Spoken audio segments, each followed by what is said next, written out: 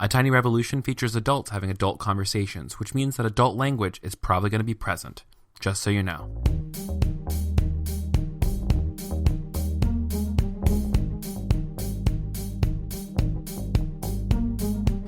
Hey friends, you're listening to A Tiny Revolution, a podcast about ordinary people living revolutionary lives. My name is Kevin Garcia. Welcome to another episode. I'm glad you're here. I'm glad I'm queer, and I am so tired right now. I have been on the road for about 2 weeks straight. I left for the Wild Goose Festival on the 12th of July. I had like one night of sleeping in my own bed, and then I was on the road till about 1:05 on Wednesday the 25th, so it was a whirlwind. It was exciting, but I'm a little tired right now, but I'm so glad to be back. That's why you haven't really heard from me on any of my stuff, and that's why this podcast is a day late, because freaking American Airlines, and if you're listening, I know you're not listening, but if you are, I just want you to know that I am generally displeased with yo shit. Anyways, I've been in Wild Goose Festival. It's a Millennial Leaders Project in New York. I had a great time meeting so many cool people, making connections, and also meeting a few of my internet cousins out there. So thanks for showing up and saying hey and all those things. Shout out to my friend Hannah in New York City for hosting me for free for 5 days in her dope-ass apartment in Brooklyn. Kind of want to move there, low-key, but I do love this house, so we'll see what happens. And I'll also say it was nice to have just a little bit of time off from making stuff and producing stuff, because I've been a little bit, I don't want to say burnt out, but like edging on burning out. So I was thankful to have a little bit of time away. So thank you so much for letting me have that time. Not that you were really letting me, but not giving me shit about producing a podcast. Anyways, hi, I love you. I'm going to stop blathering on. And before we get into who I'm talking to today, I wanted to invite y'all to go ahead and rate this podcast on iTunes, subscribe, share it with a friend, because seriously, it makes a huge difference in getting this podcast in front of people who actually need it and are looking for better words about their life. So if you would do me a favor, go over to the iTunes store, leave a 5-star rating, tell people why you like it, and then send it to at least 5 friends. And if you don't send it to 5 friends, you'll have like bad sex for 7 years or something like that. Do you guys remember when you get chain emails and people's like, if you don't forward this right now, someone in your life will die? And I'm like, I was so I think it's because I was raised evangelical. I'm just like, someone just tells you something and you're like, okay, yeah. Anyways, I have early morning brain. I haven't had my coffee yet. Anyways, so today we are talking with my friend Brit Barron, who I am just low-key in love with. If she already didn't have a beautiful wife, I might, swoop in and try to woo her or something. Not really, because, she's just like not my type, you know what I'm saying? But Brit Barron is an amazing human who's really starting to shake things up. She's going to be a featured speaker at the Reformation Project this October. She just was on a panel with my buddy George McHale in New York City at Union Theological Seminary, where I was. And overall, she's just really starting to shake things up. I feel like she's going to be like one of those voices to watch in the next year or so. But anyways, about Brit Barron, she is currently in Southern California working as pastor of New Abbey Church in Pasadena. She's the spiritual director at the Christian Closet, which is Candace Zubernat's therapy practice online, which has also been featured on this podcast. She's also a speaker, writer, diversity and inclusion trainer, and she spent a lot of time thinking and talking about how faith, race, gender, and sexuality interact in our everyday lives. She likes to believe that we all have a place in this conversation, and it's her goal to create spaces and environments for people to feel comfortable and confident in having conversations about spirituality and inclusion. Like me, Brit is a church clarity advocate, and hopefully, God willing and the creek don't rise, myself, George McHale, and her are going to be on podcast in the nearest future, having a conversation about ideas about how do we do inclusion well, how do we hold systems and people accountable to our standards that we're starting to draw right now, standards that should have always been in place, but we're just now getting brave enough to hold people to them. So I'm thrilled about that. So I'm done talking. That's it. Brit Barron, thanks for being on the podcast, and you're going to love her as well. So, grab yourself a LaCroix like a good homosexual, or ally. Allies can drink LaCroix too. Call your BFF, sit down, shut up, and listen to this conversation with my good friend, Brit Barron.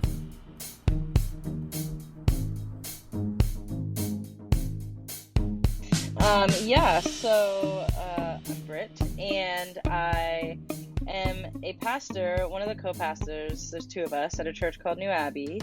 I am now doing spiritual direction with the Christian Closet, and I always joke that I'm a recovering megachurch pastor. Girl, So that was my former life. Yes. Just trying to reclaim Christianity as like a queer woman of color, a wife, and dog mom. Those are very important. Oh, little doggy And mama. I know, there he is sitting over there. So care about faith and the intersection of faith and everyday life, right? What does it mean to see ourselves as spiritual when it comes to like race, gender, sexuality, all the things. That's the pitch. Yeah, that's it. I would invest in That's this. my elevator speech. Yeah.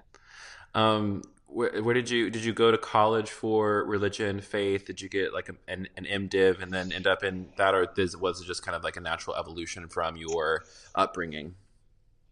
Yeah, so grew up super evangelical. My dad was in ministry, and then I went on to college at Azusa Pacific University, Oh, known for really? its inclusion. Was there sarcasm in And that voice? there was a lot, yeah. So I actually went there for undergrad and grad school, and then worked at another Christian institution, and then became a pastor. So I'm kind of like a late bloomer in terms of understanding my own sexuality. Like people ask like, "Oh, did you know, or was it a secret?" And it's one of those things where going through these seasons of life, I didn't know I was intentionally shutting anything out. But like hindsight's 2020. Now I look back Oh, and I'm like, oh 100%. yeah, It's like all the like you look yeah, back and it's like, oh my gosh, wow. all of these experiences make so much sense when I realized this was true about me the whole time. Exactly. Like in the moment, I didn't think like, oh, I'm really like holding this secret. I was just like, yeah, I don't know. I'm wearing denim before it's back in style, but I just really like it, you know? Yo, that's the real talk. So yeah. There's a reason I never grew out of So the skinny jean phase, Mom. right, yeah. Birkenstocks are just comfortable. They're really practical sandal. Wow. I know. Do you also fit the stereotype of flannel? Lots of flannel. Yeah. I mean, but it felt like again, it felt just like a practical A item of practical thing. clothing. I have a I have Yeah, a yeah, I have a friend of mine. He actually wrote a song called "Are You a Lesbian or Are You from Michigan?" So because it's like this is really confusing because all the women are very granola, and then like everywhere else in the yeah, country, that aesthetic is like the uniform for queer it women. is. Yeah, I know. And I don't want to stereotype, but Oh, I of do course want to not. acknowledge where I fit exactly into the stereotypes. Um, I was joking. I joke all the time, like going to APU, and I dated guys my whole way through college, and I remember having conversations with my friends, and they'd be like, "Gosh, it's like so hard to wait till marriage and all these things and how you do it." And I'd be like, I don't know. I feel like maybe I'm just holier than everyone because it's really not hard for me to not be sleeping with my boyfriends. I guess God has So, blessed me. Like I really felt like, am I yes. just close to the Lord? Like, Am I you know just what so I mean? Like holy? I just, yeah, like, It's like I don't have a and problem now making like, out with any of my girlfriends, and they're just like I don't like just, like, we don't struggle with that because we're very pure. We practice purity. So yeah, it's like, no, I'm not having sex with my boyfriend, but I sleep in the same bed as my roommate, but that doesn't feel weird. So, the pieces really came together later in life, and after grad school and after working at another Christian college, I had the opportunity to like become a pastor at this church that was like, I mean, the church was maybe like 600 or 700 people the mm, year I started, and by the time I left it was 5,000. So it just was like, yeah, it's like nuts. It's kind of like a evangelical kid's dream job oh, of course. until you get there and meet someone and realize you're super queer. So Mm, yeah. that's when that happened. So like And as you're working at this church, and then you meet your person, and it's like, oh fuck. yeah, it's like in one moment, all of these like pieces to all these puzzles that I feel like had just been floating, Mm-hmm. like just clicked together. And I was like, oh no, like, what does this mean for, I built a very specific life in a very specific bubble. Mm-hmm. And this, you know what I mean? Like so many people, it's just like, well, do I choose the life I knew or this freedom and truth, right? And love. Yes.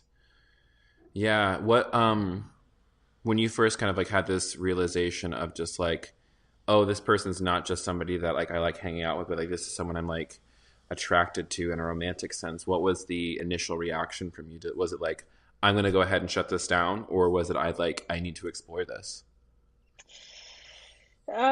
Both, weirdly. I don't know. I had become theologically affirming in college, Hmm. which was helpful, but at the same time, that still keeps you at a distance from it being in any way yourself. Oh yeah. Um, and so it's like you can quietly believe that, Mm-hmm. Yeah. and still get your paycheck. And so I think initially when I realized it, it was a little bit of, wow, I really want to lean into this because this is opening something up in me that I didn't even know was there, Mm-hmm. and I'm so like infatuated with this person, Yeah. and at the very same time, it's like, okay, let's never talk about this. Maybe we'll just move on. So it was a combination of both, and so Sammy, my wife, um, she was kind of in a similar position because when we met and we started developing these feelings for each other and realizing that's what was happening, she also worked at a Christian institution. Mm. So we had these very like honest like conversations of And like, also like tenuous moments of just like, hey, if we do this, we're gonna lose our jobs. yes, literally like, hey, do you have money? No, do you? Okay. It's like, well, this fucking sucks. Okay. Yeah. And we had, very early on like moments of like maybe, I mean, and it's like we talk about it now and it's like it seems so funny, but in the moment it was so sad and true, and we would have these moments where we were like, maybe we're in each other's lives to just say like, this is what you deserve, and I hope you like find it in a guy. You know what I mean? Like trying to Oh. reconcile it in some way to where we didn't have to sort of put it all on the line because Yeah. it felt so deeply unrealistic, right? Mm-hmm. We're both in these kind of like high profile, up front and center Christian jobs, both at places that are not affirming. And I mean, our lives and communities and friends and college, and like it's all deeply rooted in this one. Oh, you still there? Can you go back to the thing it No says way just like, out. can you go back to the thing you broke up a little bit? Can you go back to the part where you said Oh, it's okay. deeply rooted in? It's all deeply rooted in this evangelical world. And so this idea that we literally do not know life outside of this world, and what would that even mean? Like, you know what I mean? There were just so many questions of Yeah. what would happen. It all just felt like this other world that Yeah. God was not in. Yeah, I totally relate to that because it's like like it's like you said, you construct this life that is uh you have all the answers. You have your position, you have your flow, you know Mhm. how the kind of like the track of your life is going to go, and like you know how things work. And then to Yes. imagine something outside of that it's not just like unrealistic, it's terrifying because you've been told your entire life that this path right here is where God is. This is the path that God blesses. This is the straight and narrow. And Yeah. wide is the path that leads to destruction. So anything outside of this normative, what you've been taught is Yes. normal, is not Hmm. God. And so, but at the same time, feeling this deep conviction of just like, here I am experiencing love. Here I am experiencing this deep connection with somebody else. Here I am experiencing God through another person, through this romantic thing. And Right. I don't know what to do with that. It's terrifying. Yes. Yeah. It was so. You there? Yeah, I'm here. They're like I'm in my friend's loft apartment, and like there's like a hole Okay. where the ceiling is, and like they're blending something in the kitchen. So I'm gonna mute it while the noise are coming through. So keep going. Okay. Okay. Okay. Um. Yes. So, incredibly terrifying. And there was this feeling, like I always said, before I had this experience of like coming out, before I had this experience of what I say is realizing God was everywhere I thought God wasn't. Yeah. Before that, right, there's this construction of like, okay, well, God is in Amy Grant, but God is not in Beyonce, right? There's like, What? and it's like it all makes when you're in it, like that's the most wild part is that when you're in it, it somehow makes sense, right? Of like, oh, God is in these very specific places. And I remember thinking like, okay, like the question early on in my mind, it started to feel like, okay, choose Sammy or choose God, choose Yeah. this or choose, and eventually coming to realize like that's not the options, right? It's like Yeah. choose freedom, find more God, but Oh. um Ooh, yes. yes. But that first sort of year I was like, this is my choice, right? It's God, it's this reality, or it's Sammy. And then, you know, I think you go on this journey. And it's hard because I'm looking around now and I think it's so helpful, right? Like you have podcasts like this, you have so many resources, but I just remember thinking like I don't know a single person, right? Who I don't know, I can't see it, right? Like Yeah. I It's don't like, now I know like plenty of women who are married and Christian, but like I was like I've never seen it. oh yeah, and that's I think like the reason I think visibility is so important these days, especially for queer Christians.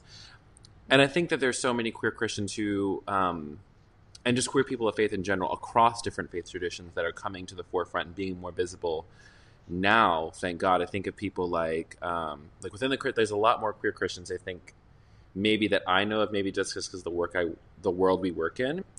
But I think, for example, of like Blair Imani, who is like this dope queer Muslim woman who is Yeah. like standing up and like I know that like she like has a pretty huge following on like Twitter and Instagram, but she talks all the time about how she's like she gets these messages from people where it's just like you being visible. How I did not know that there are other queer Muslims, and it's the same thing Yeah. like you and me. I don't know if you've experienced this, but just like when people meet you, it's just like I didn't know. I thought I was the only one, and Yes. I think that's like one of the biggest lies.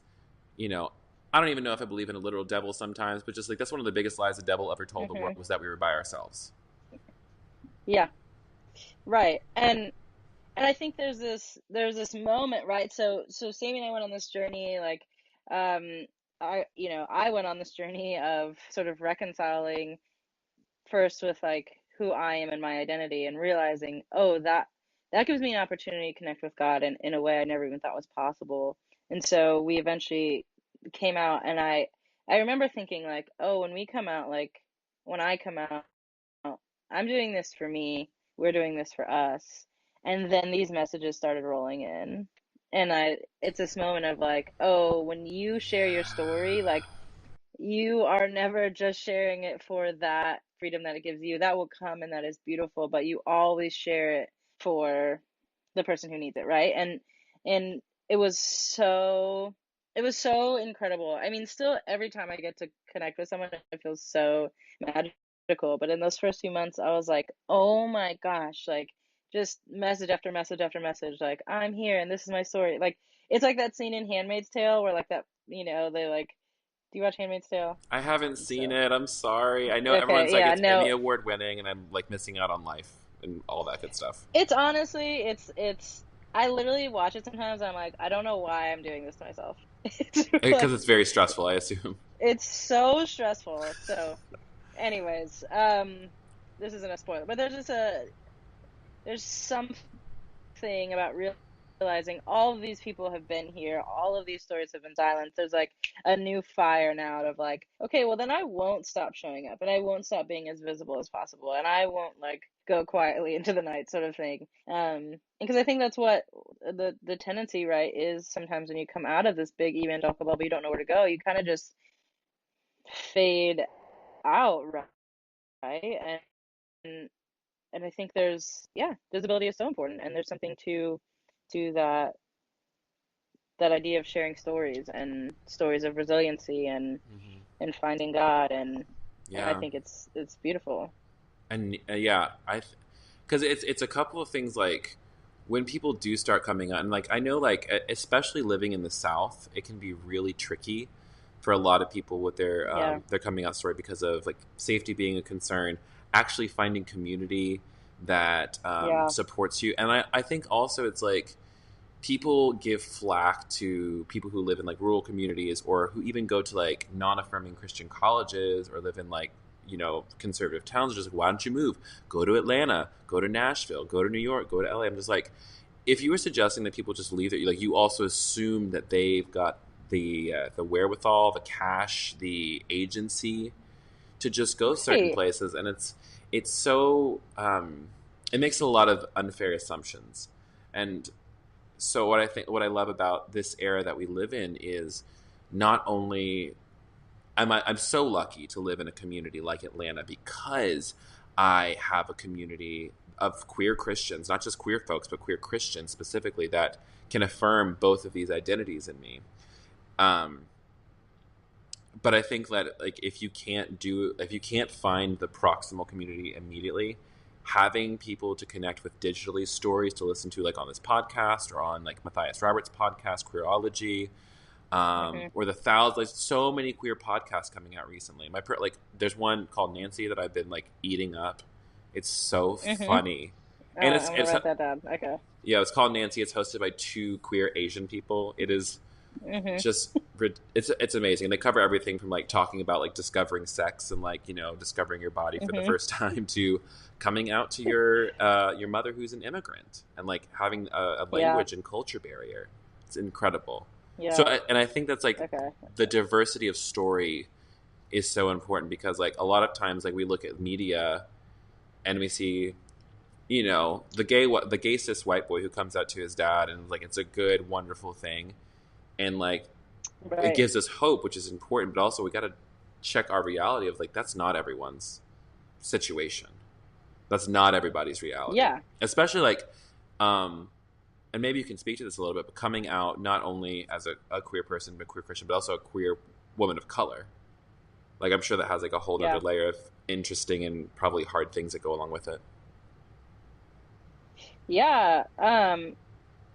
I I joke all the time that I knew I was black first. Because Yes. there's I don't know there's if that's a this good thing, but I always just when people just like affirm their identity and their racial identity, I'm just like, yes, good. Sorry, keep going. yes. And that's like a big part of my life is being a woman of color, and I always tell the story, and I because we were in so my wife is white and we are in premarital and before we get married and talking about do we want to have kids or things you talk And when about you say premarital, so we're premarital, you mean talking all like about premarital kids. counseling, right? Premarital counseling, yes. Okay, cool. Just wanted to make um sure I knew what you were talking Leading up about. to the wedding, and we're talking about yes, yes, premarital counseling, and our therapist is asking us do we want children, and we're having this conversation, and our therapist says like, okay, well, like being two moms, there will be things that are your children will go through because of like who you are. And my wife has like this look on her face as like the wheels are turning. And it was fascinating because I'm like, oh, I've always known that. But like before I knew anything else, like before the world had told me anything else, and before I could even learn who I was, this black identity had already been told to me what that means. Like, at the youngest age, I knew any child that comes out of my body will be treated differently because of who I am. This isn't a new reality, right? Yeah, of And I course. think I watched my wife sort of wrestle with that, and I was thinking, like,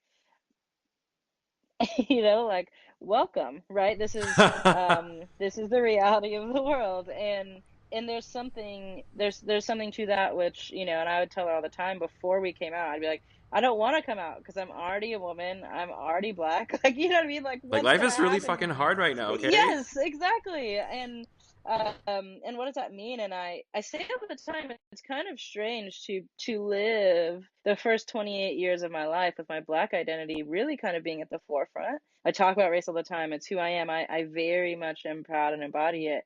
And all of a sudden I come out and my sexuality is now the most interesting identity that I hold, right? And so Mm, like navigating that has been kind of funny, right? yeah.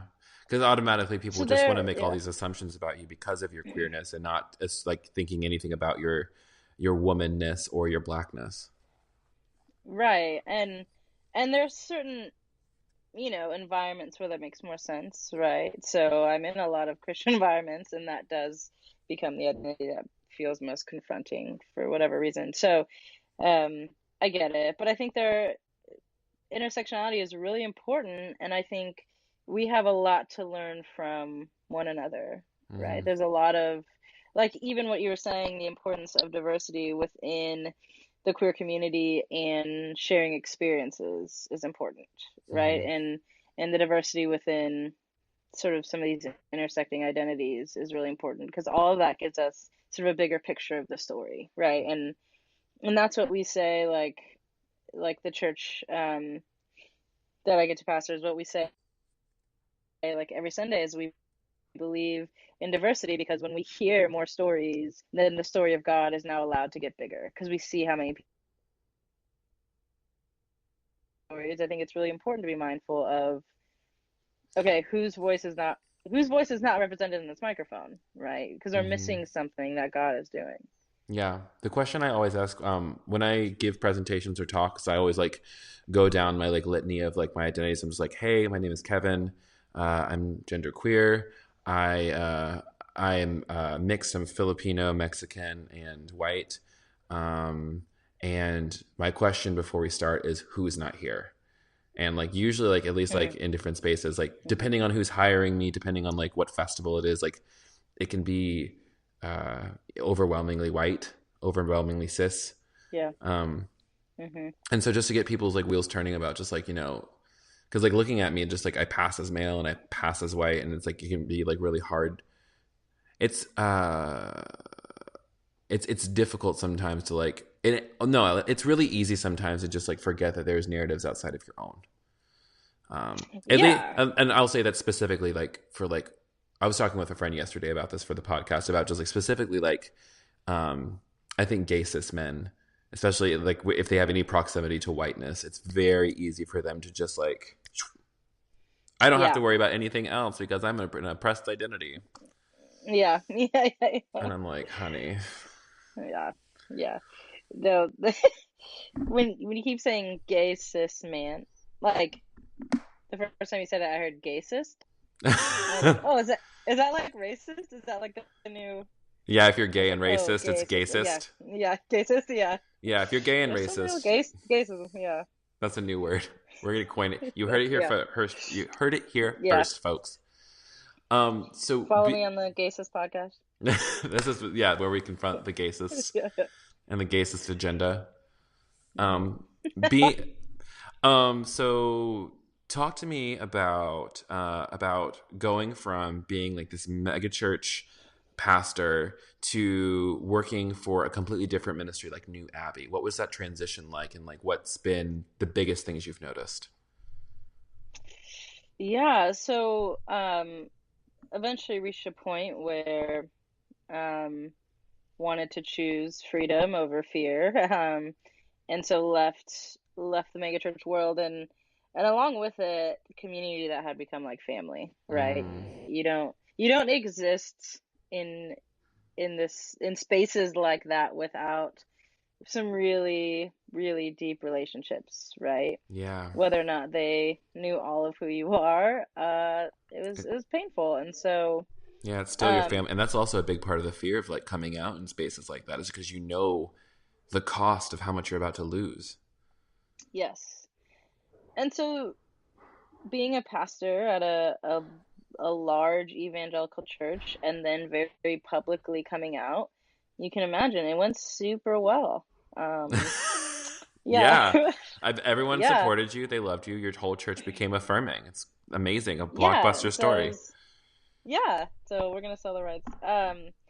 So that was incredibly painful, and had this moment where I was like, I'm willing to do all of this for what I believe is true, for what I believe um, God is doing in the world, for what I believe is the forward movement of spirituality and faith and understanding this tradition, this Christ, and I'm going to hold that, but I'm not going to do it within the context of ministry, at least Hmm.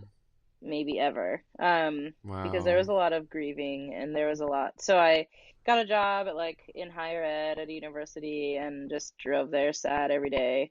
Um, and really was grieving and mourning just that loss. And I got a Facebook message, which like who even sends those, from this guy named Corey, and he said, "Hey, I was a pastor at a megachurch too, and I left, and that's could be a weird thing. Do you want to grab coffee?"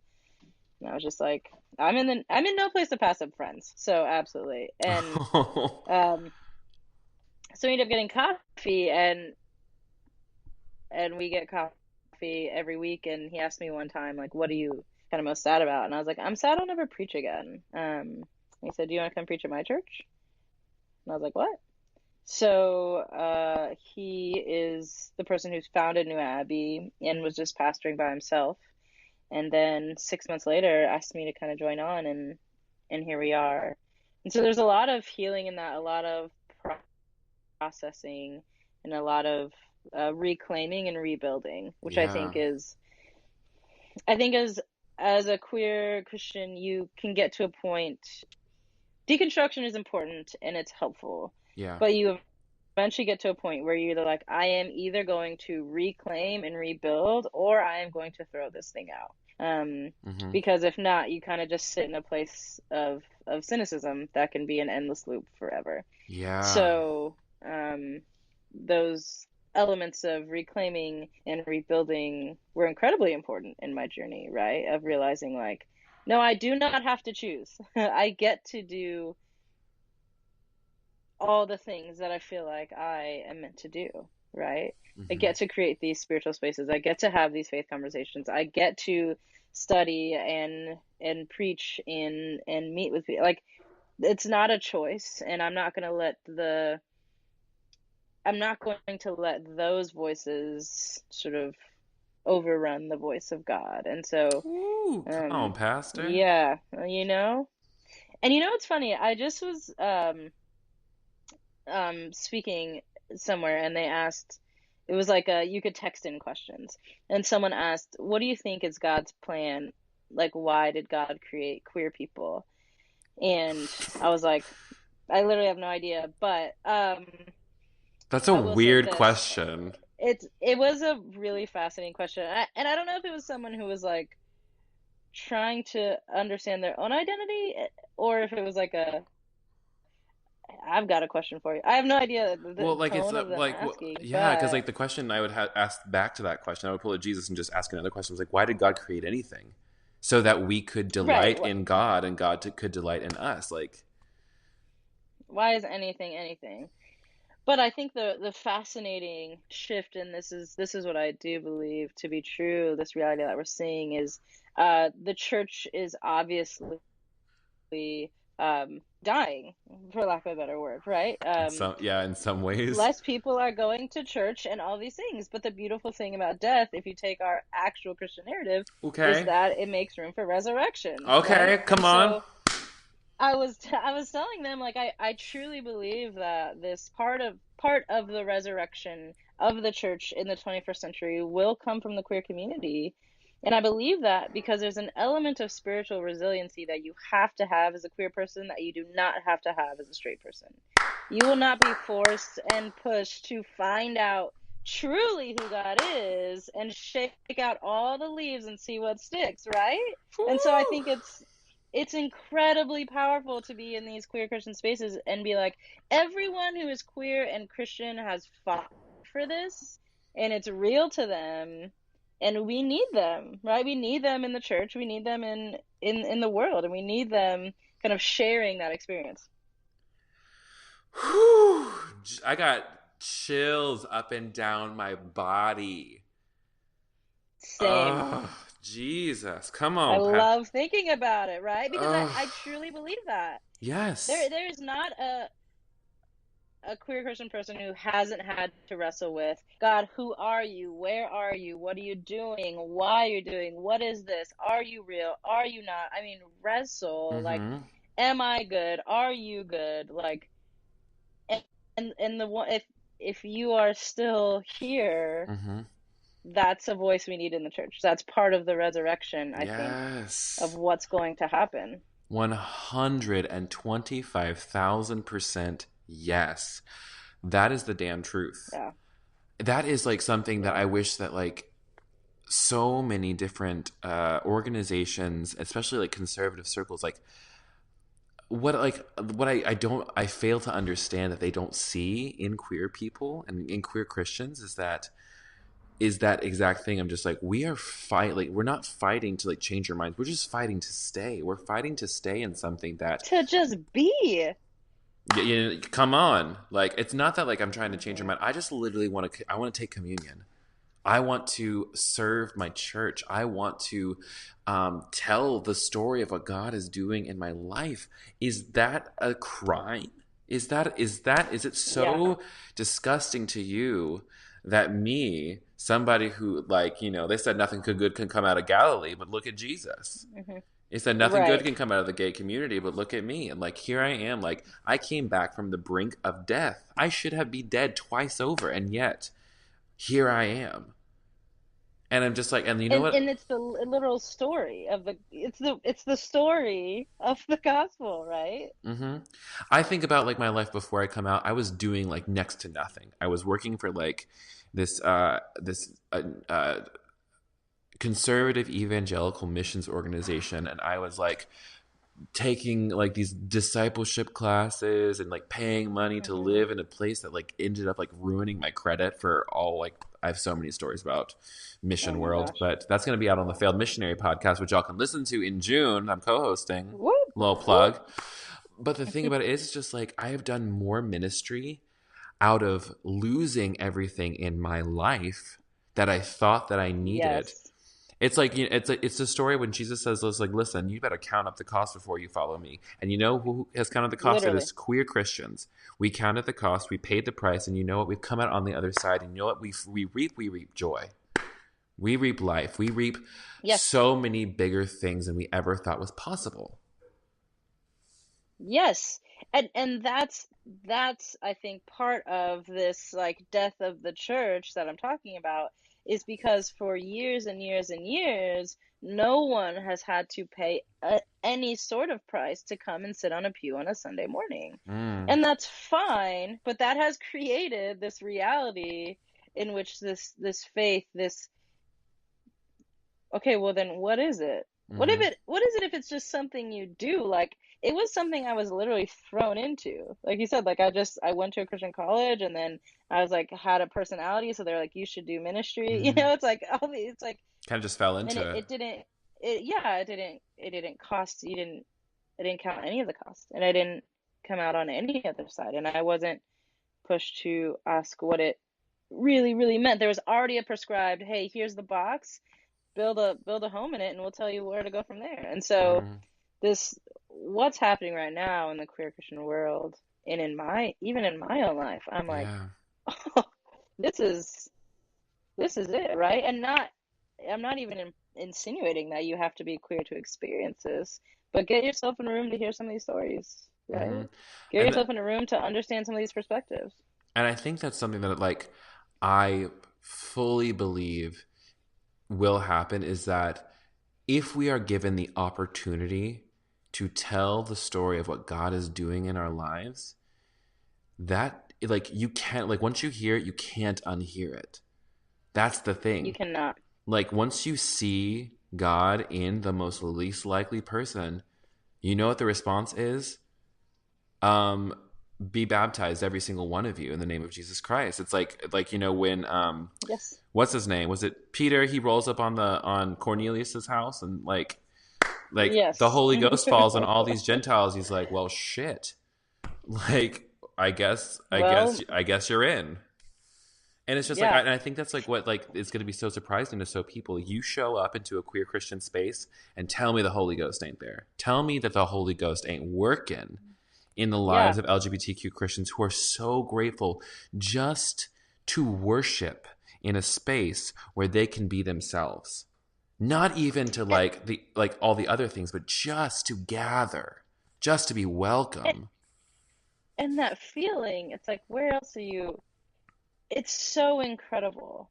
And I think there's this, I say this all the time, right? Like the wild thing about it is, I get critique all the time of like, well, do you believe in the Bible? Do you believe, you know what I mean? And I'm like, the funny thing is, the Bible is literally telling a narrative about a story that gets bigger and more inclusive.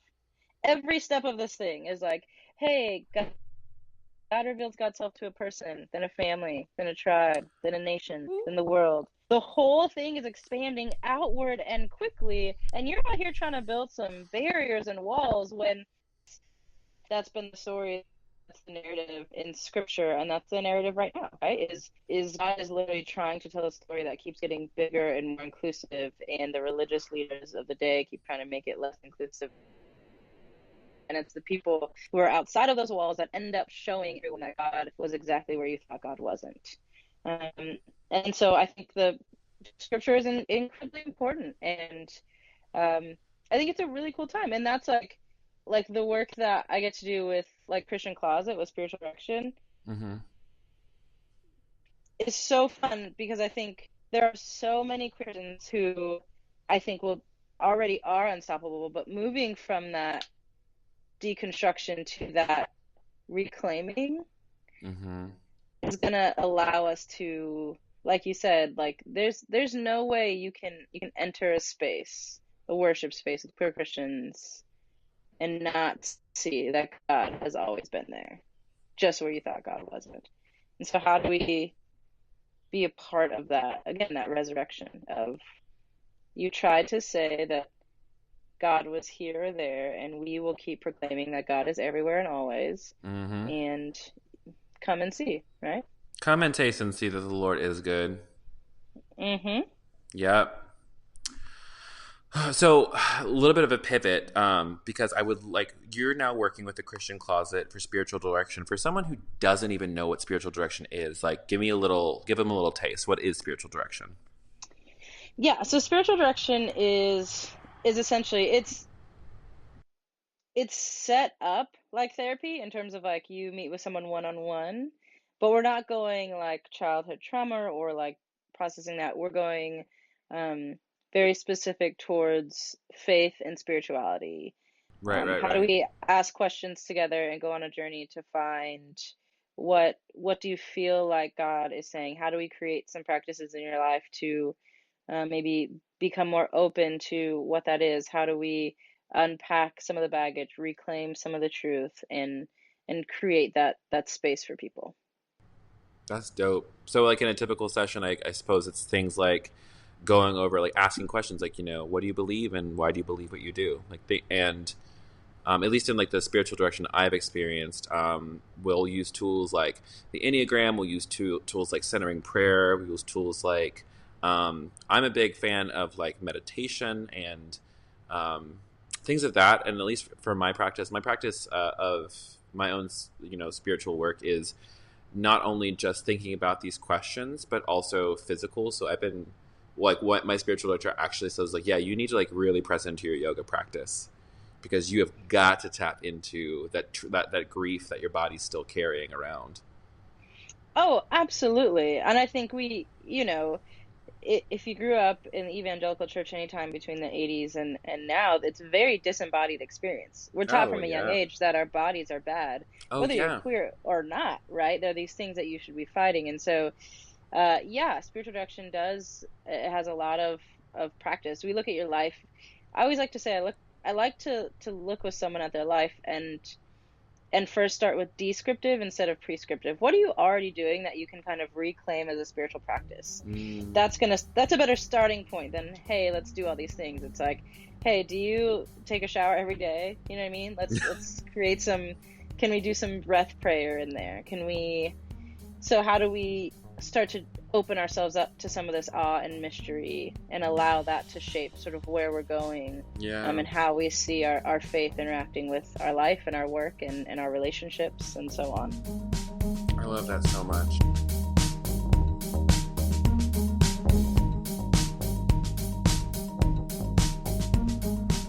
That was my conversation with my friend Brit Barron. Brit can be found across the internet at Brit Barron. That's Brit with one T, BritBarron. On most things. On Twitter, she's Brit Barron Blog, but she never tweets. And yes, I'm calling you out. You need to get on that conversation, honey. Upgrade your life. Let people know where you is, what you is. Pop off on with the, your opinions on the Twitterverse. Join the fam, Brit, is what I'm trying to say. And you can also check out the rest of Brit's work at BritBarron.com. Brit, thanks for being on the show. Can't wait to kick it with you and George and talk shit on the internet. It's going to be delightful. A Tiny Revolution is supported by 118 amazing humans on Patreon. Patreon is a crowdsourcing platform for you to support the creatives in your life who are making content that matters. So if you think this show is important, if you think any of the other content in the way of blogs or podcasts have been good for you, I would really appreciate you going there and supporting me, even as little as $1, $2, $5, $25 a month, if you've got that. Those little bits help me so much because it takes a village, people, to reform the world. So let's do it, fam. So go over to patreon.com/TheKevinGarcia. Learn how you can become a supporting partner, and let's make more queer Christian content available to more people. I've had some really, really cool messages come in lately from people, so I know that we're reaching stuff. We're getting to shake things up, and y'all, I am ready for the people's revolution. So go ahead, do me a favor, go do that, and let's change the world together. Again, one more time, patreon.com/TheKevinGarcia. Another easy way for you to support the show is by leaving us a rating in iTunes. You know the drill. It helps us reach more people. Just go do it. Like, if all of you listen, because I think I've got like 35 reviews, but I think that if everyone who listened to this on a weekly basis, I'd probably have closer to 700 reviews. So why don't you do me a favor if you haven't done it already, and especially if you're not a Patreon supporter, this is the least you can do, honey, because Lord knows at the end of the day, this shit ain't free. I got bills to pay, mouths to feed, naming them my own.